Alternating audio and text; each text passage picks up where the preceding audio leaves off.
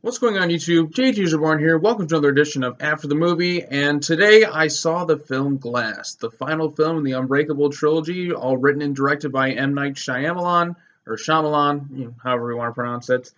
And I got some thoughts on it, people. I definitely have some interesting thoughts. This is actually like my fifth or sixth time trying to record this thing, because each time I feel like ready to upload it, I go back and look at it. No, that's not good enough. No, that's not good enough. That's not good enough.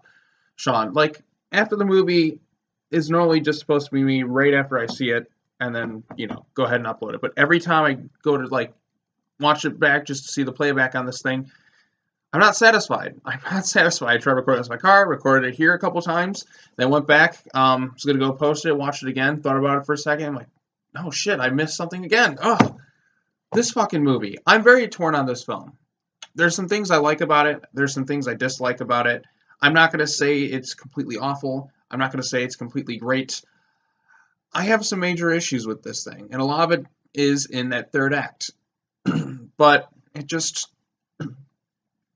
wasn't doing it for me. So, let's go ahead and talk about this film. I guess before I talk about Glass, I should say what I thought about Split and Unbreakable. Unbreakable's fine. It's all right. Not too bad. Not too bad of a movie. Split I liked a bit more. The reveal that David Dunn was in the movie was a huge shock to me, and in fact, I was like, oh, it was the last time I was legitimately, like, completely caught off guard, and I really should have seen this coming based on the poster. When you watch the Split poster, it's kind of like the Unbreakable poster, where it's kind of like a crack there. I'm like, oh, it's so obvious from the get-go that you're like, oh, this is in this, and it amazes me that I didn't realize it. So the plot of Glass, it's basically a sequel to Unbreakable and Split. It takes like characters from Unbreakable, combines with characters from Split, and we get this big kind of, it's the crossover film that completes the narrative arc started all the way back in Unbreakable. Because M. Night Shyamalan originally wanted to include the Beast as a character in Unbreakable, and he couldn't figure out how to put him in there. So then years later, he takes the idea and then he makes Split. Then he establishes it. It's like an origin story for a supervillain. And then he takes that character and he brings it into this world along with Elijah Price, aka Mr. Glass. And then we get the three main characters. But we also have some other returning characters. We have Mr. Price's mom. Like, we have Elijah's mom. We have, who was it? Anna Taylor-Joy is back as Casey Cook, the one girl who survived from the Beast experience at the end of Split. And then we also have David Dunn's son. What was his name again? I got the list right here. Joseph Dunn, who's been basically working with his father for the past couple years, kind of like as like a real life superhero, and so on and so forth. So things I do like. The acting all around I thought was pretty solid, especially James McAvoy and Sam Jackson. Bruce Willis is just, he's kind of Bruce Willising it. He's pretty much the same character as he was in, he's the same character as he was in Unbreakable, so he doesn't have like that Bruce Willis charisma. A lot of people say that he's kind of falling asleep, but I'm like, this is basically him from Unbreakable, from what I remember. So I thought Bruce Willis was fine. He fit the role just, it was perfectly fine. He's not trying to be this like huge charismatic dude from like Die Hard. This is just the character. This is kind of like it's written that way to be like Bruce Willis is. But yeah, so anyways, David Dunn's been going out trying to stop like Kevin Wendell Crumb, who's James McAvoy, if you've seen Split, and he's trying to stop the whole thing. They get into a fight. The first act I really liked of this movie because it's just like the setup between these two. They're going to go toe-to-toe. It's David hunting down Kevin, and then they fight, and then blah, blah, blah. Their fights, they're using their superhuman strength or whatever. They're fighting, and then all of a sudden, they get knocked out a window where they see, like, all these police people. We have this one doctor lady whose name is, what was her name? Dr. Ellie Staple, who is this psychiatrist specializing of people who believe that they are superheroes. Now, we actually get the reveal later on of, like, what she was doing there. And my first time seeing it, like, it kind of really ticked me off. But, I thought about it a bit too, and the whole reason for it is still, like, just, I don't really like it, but I understand her purpose in the story more than I think about it. It's one of those things that you got to really think about. I know I'm being very vague, but this third act is really what kind of killed it for me. So anyways, the three of them end up, so Bruce Willis, like David Dunn and, the Beast, they get captured, they get put in this institution where Mr. Glass is, and Mr. Glass is trying to orchestrate his escape from it. He's trying to team up with the Beast, and they're going to fight David Dunn. He's going to try and prove to the world that superheroes exist. But the psychiatrist lady is trying to show them, like, you guys are just delusional. It's not true at all. Blah, blah, blah, blah, blah. And, you know, initially when I thought about this thing, I'm like, this doesn't make any sense. But then when I understood the context of it, like, after going back and, like, you know, thinking on it a little bit, I understand her place in it. However, I don't like the twist that they did with it. So I guess from this point onward, we're going to get into full spoilers. Because with this movie, it's the third act that really kind of kills it for me. I know a lot of people are very polarized in it, going like, what the shit is this? Oh, okay. So the third act comes around.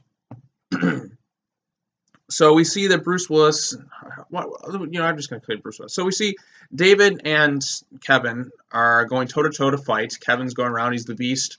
Mr. Glass is teamed up with him at this point. He's going to go to this, supposedly go to this building, the tallest building in Philadelphia, to show to the world that superheroes exist. But really, like, the twist of it all was he knew this was a suicidal mission. He knew that at the end of this, he was going to die. But he orchestrated this whole thing using his amazing computer hacking skills to send the files to, I guess, his mom, send it to Casey Cook and, you know, Joseph Dunn, so that they know deep down, like, okay, so here's the files, go post it to the web, show the rest of the world that superheroes exist. But there's a twist to it. And this twist is really, really dumb. So Kevin and David are fighting.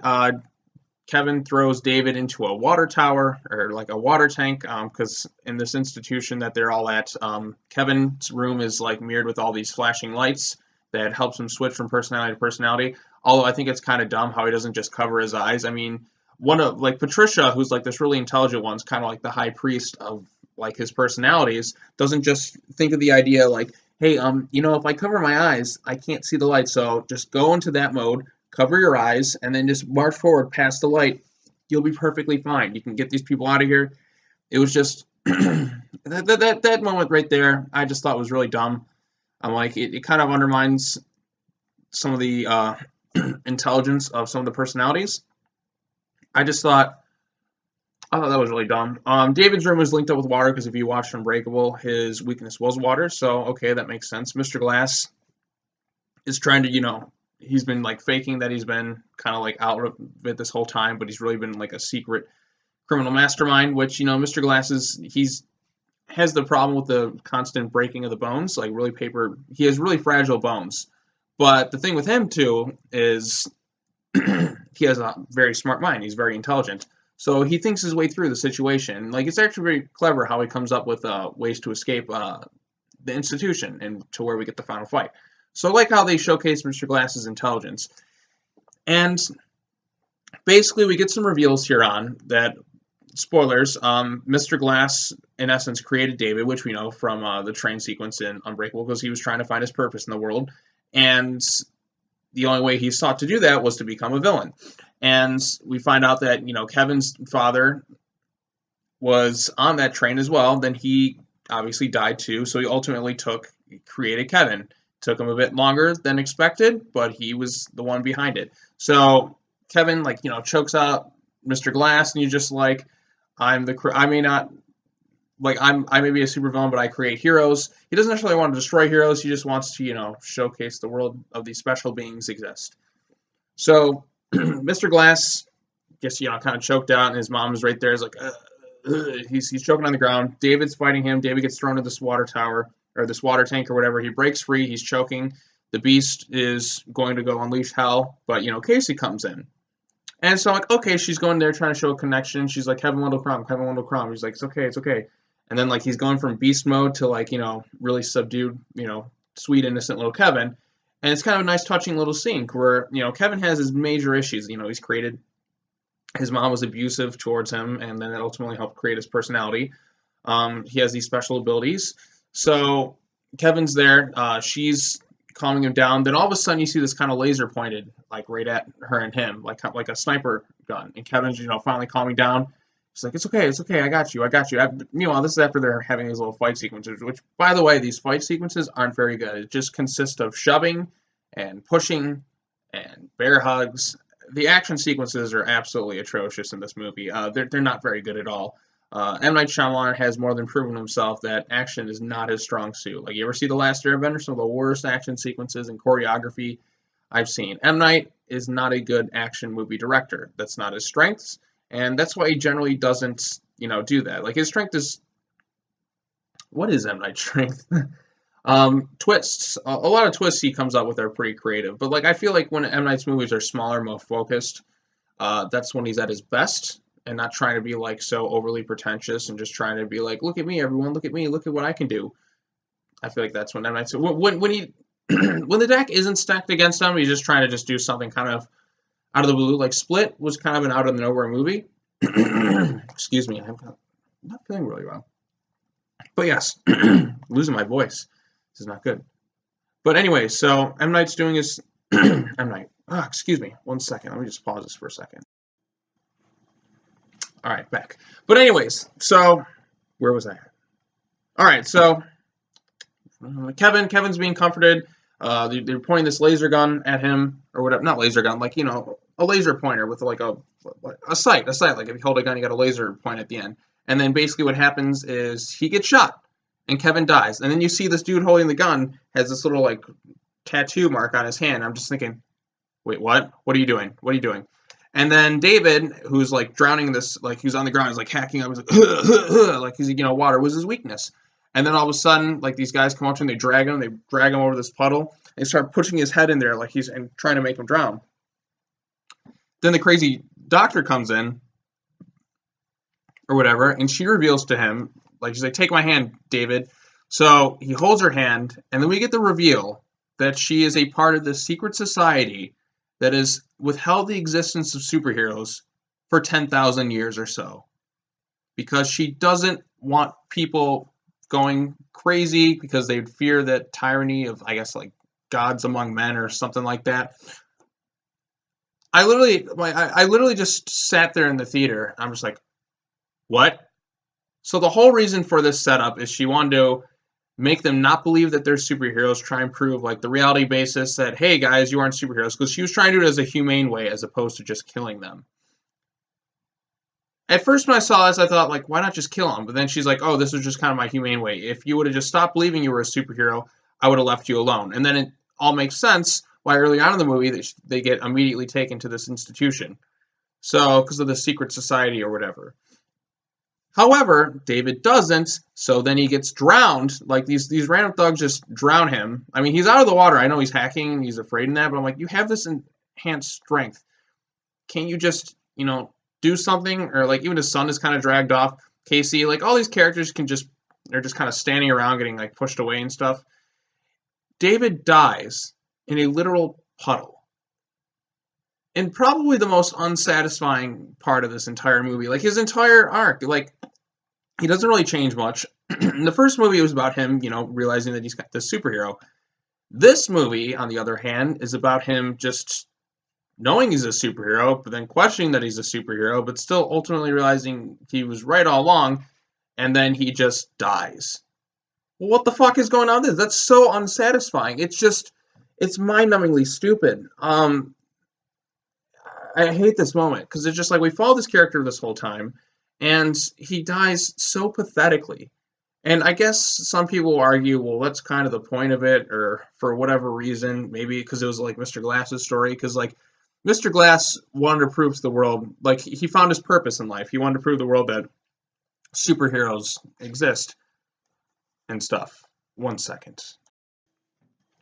But yeah, so Mr. Glass wanted to prove the world that superheroes exist. And he ultimately does so, because like the secret society or whatever is just trying to hide the fact that superheroes existed. They like deleted all the footage, but Mr. Glass, and somehow in the span of like 2 or 3 minutes, was able to like access all the cameras from this whatever network that they have within this institution, hack everything, send it so quickly. He somehow masters this complicated code, unless he was like learning coding for years, because like he's been trapped for like 20 years. So unless he's been like on the computer learning code this whole time, I don't know how he's going to be able to pull this off. But he ultimately did find his purpose. He showed to the world, he proved that he was right, that superheroes exists. Well, like kind of grounded versions of them. and so on and so forth. And the world at the end of the movie realizes, okay, look at this footage of these people doing these incredible things. Now people are in shock, and I guess the secret society has no real purpose anymore. I don't know, like the whole thing, when they added this stupid secret society bullshit, it just, to me, it felt that there's so many loose ends with this. Like, okay, what is this organization? What's the point of them? This is supposed to be the conclusion of a trilogy. And this whole organization just kind of gets left unscathed. Like, all of a sudden, they just get revealed in the last act, and then it's just like, we're never going to follow up on. Unless M. Night makes another movie, I don't know what the point of this is. I don't like the fact that our main character, who we follow from Unbreakable, literally, his story ends in the most anticlimactic, horseshit way possible.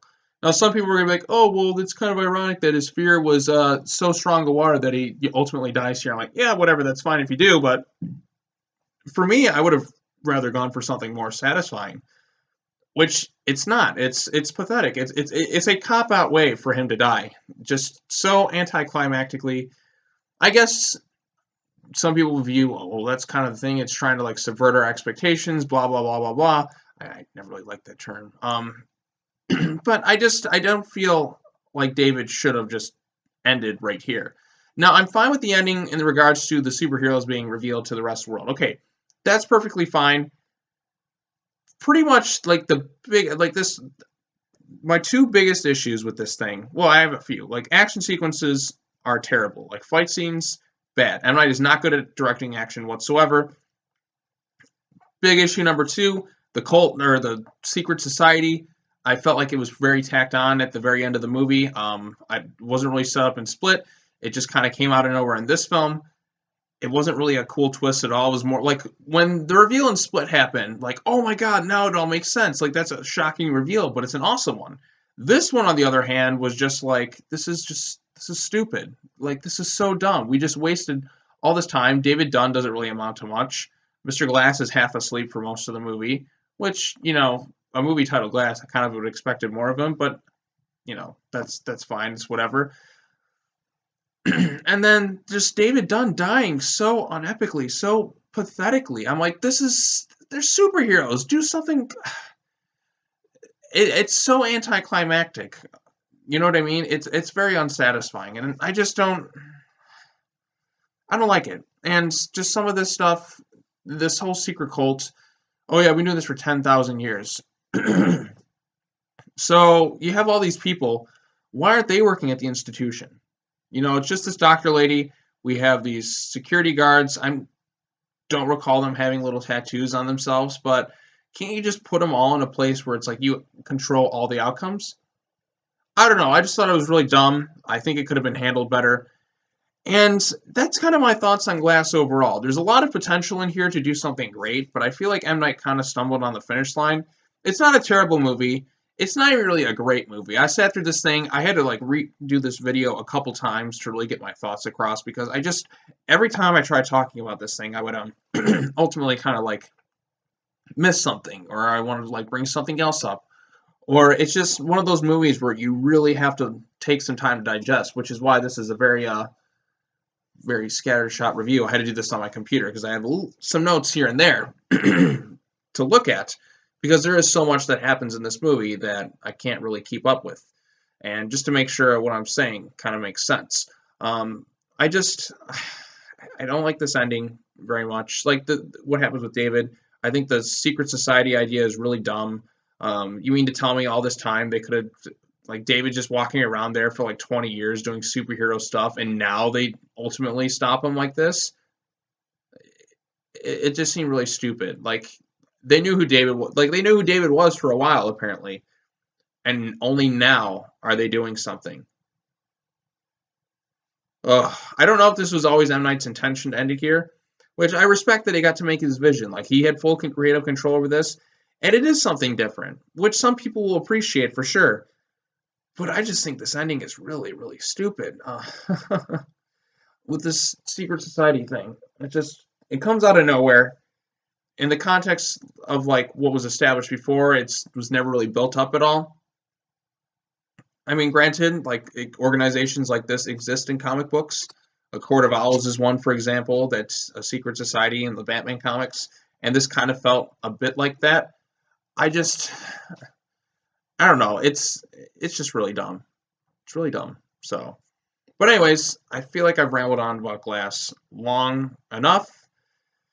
This is like my fifth or sixth time trying to record this thing, and at this point, it's time to upload it because I'm done talking about Glass for right now. So, let me know your thoughts on the movie below.